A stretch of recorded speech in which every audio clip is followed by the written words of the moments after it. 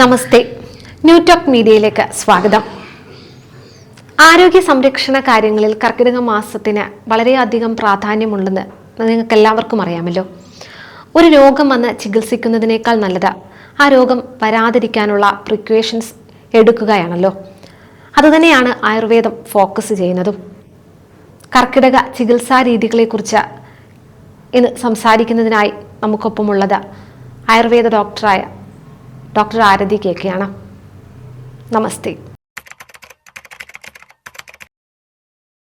നമസ്തേ.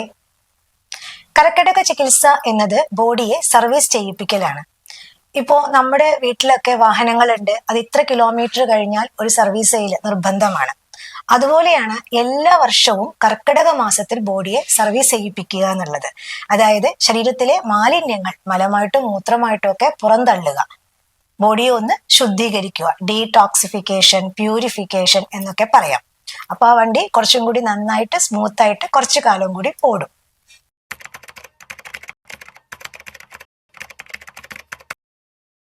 ഈ ബോഡിയുടെ ഡീടോക്സിഫിക്കേഷൻ കർക്കിടക മാസത്തിൽ തന്നെ എന്തുകൊണ്ട് ചെയ്യുന്നു എന്നുള്ളത് വളരെ പ്രാധാന്യം അർഹിക്കുന്ന ഒരു ചോദ്യമാണ്. കാരണം കർക്കിടക മാസത്തിലാണ് ഏറ്റവും കൂടുതൽ മഴ പെയ്യുന്നത്. മഴ പെയ്യുക എന്ന് പറഞ്ഞാൽ വർഷക്കാലം തണുപ്പാണ് പുറത്തുണ്ടാവുക.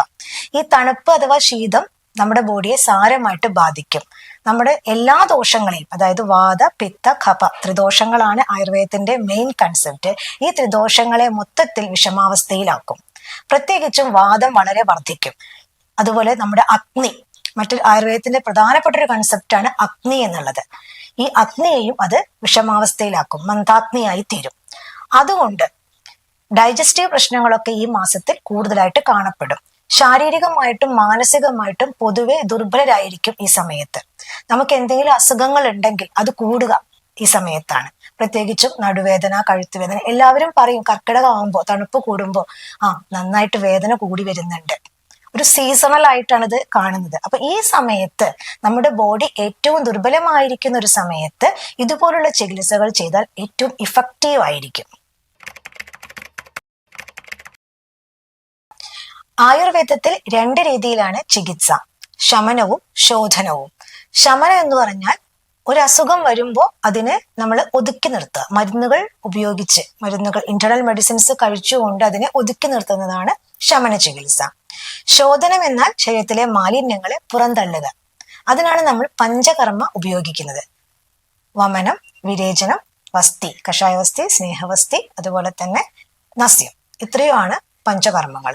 ഇതില് ഒന്നോ രണ്ടോ പഞ്ചകർമ്മങ്ങൾ നമുക്ക് ഉപയോഗിച്ചുകൊണ്ട് നമുക്ക് ശരീരത്തെ ശുദ്ധീകരിക്കാം.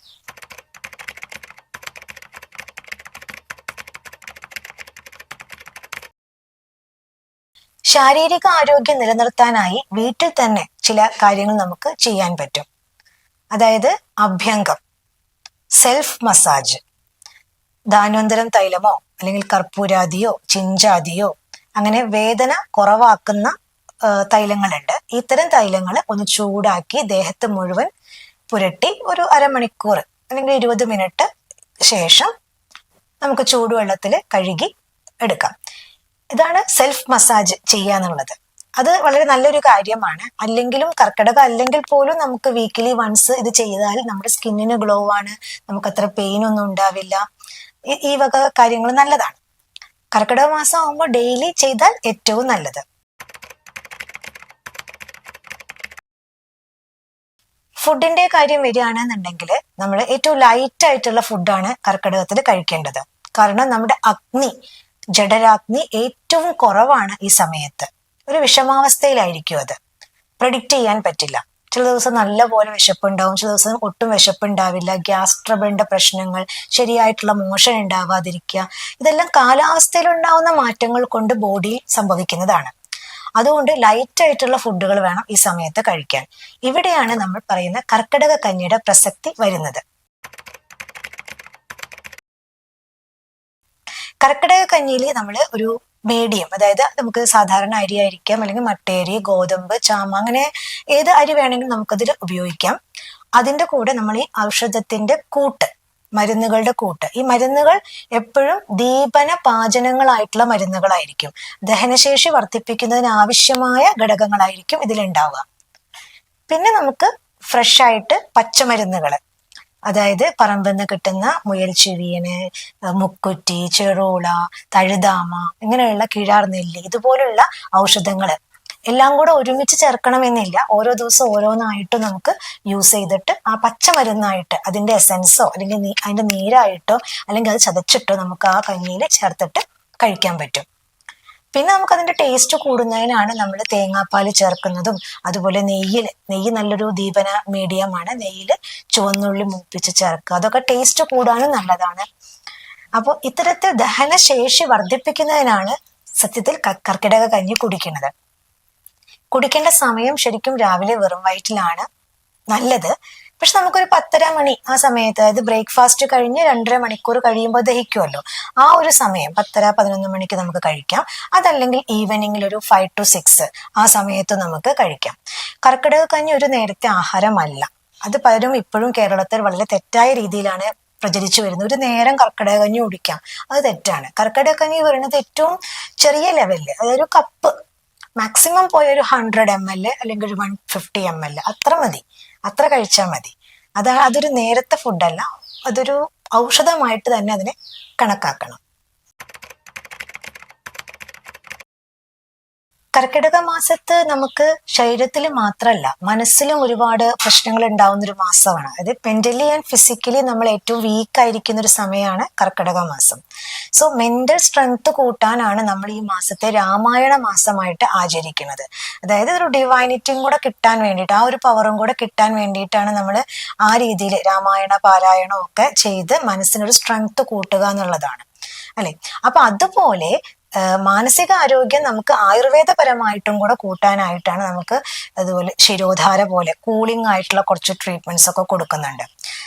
തലപ്പൊതിച്ചില്, പിജു, ഇതുപോലെ മെന്റലി നമുക്കൊരു സ്ട്രെങ്ത് കിട്ടുന്ന രീതിയിലുള്ള ചികിത്സകളും ആയുർവേദത്തിലുണ്ട്. അതുപോലെ തന്നെ മെഡിറ്റേഷൻ, പ്രാണായാമം, ഇതും കൂടെ ഇതിന്റെ കൂടെ കവർ ചെയ്ത് കൊണ്ടുപോയാൽ മെന്റൽ സ്ട്രെങ്ത്തും കൂടെ നമുക്ക് കിട്ടുന്നതാണ്.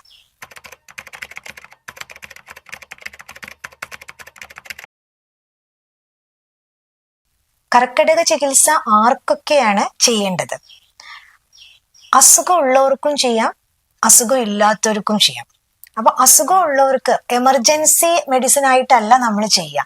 ദീർഘകാലമായിട്ടൊരു അസുഖമുണ്ട്, ഇപ്പൊ ഡിസ്കിന്റെ ഒരു പ്രശ്നമാണ്, സെർവിക്കൽ ഒരു പ്രോബ്ലം ആണ്, അല്ലെങ്കിൽ നമുക്ക് സ്കിൻ ഡിസീസുകളാണ്, അത് ക്രോണിക് ആയിട്ട് നമ്മൾ പിന്തുടർന്നു വരുന്ന ഒരു അസുഖമാണ്, ദീർഘകാല അനുബന്ധിയായിട്ടുള്ള അസുഖങ്ങളാണ്. ഇത്തരം അസുഖങ്ങൾ നമുക്ക് ആ ആയുർവേദ ചികിത്സ നമുക്ക് ചെയ്യാൻ കർക്കിടക മാസം നമുക്ക് തിരഞ്ഞെടുക്കാം. അതുപോലെ തന്നെ നമുക്ക് അസുഖമൊന്നുമില്ല, ജസ്റ്റ് ബോഡി ഒന്ന് സർവീസ് ചെയ്യണം, രോഗപ്രതിരോധ ശേഷി വർദ്ധിക്കണം, ഓക്കെ, നമ്മുടെ സ്ട്രെങ്ത് അല്ലെങ്കിൽ സ്റ്റാമിന കൂടണം. ആ രീതിയിലാണ് നമ്മൾ സ്വസ്ഥ ചികിത്സ അല്ലെങ്കിൽ രസായന ചികിത്സകൾ നടത്തുന്നത്. അപ്പോൾ അസുഖമുള്ളവർക്കും ചെയ്യാം, അസുഖം ഇല്ലാത്തവർക്കും ചെയ്യാം. 12 വയസ്സ് മുതൽ നമുക്ക് ചെയ്തു തുടങ്ങാം, പ്രശ്നമൊന്നുമില്ല. 12 വയസ്സ് മുതൽ നമുക്കൊരു 70 വയസ്സ് വരെയുള്ള ആളുകൾക്കൊക്കെ ഹെൽത്ത് നോക്കണം, കൺസൾട്ട് ചെയ്യണം. വൈദ്യ നിർദ്ദേശപ്രകാരം മാത്രമേ, കർക്കിടക ചികിത്സ എന്നല്ല, ഏത് ആയുർവേദ ചികിത്സ ചെയ്യുമ്പോഴും വൈദ്യ നിർദ്ദേശപ്രകാരം മാത്രമാണ് ചെയ്യേണ്ടത്. പക്ഷെ കോമൺ ആയിട്ട് നമുക്കൊരു 12 to 70 years വരെ അതിനുള്ളിൽ ഉള്ളവർക്ക് നമുക്ക് ചെയ്തതിന് കുഴപ്പമൊന്നുമില്ല.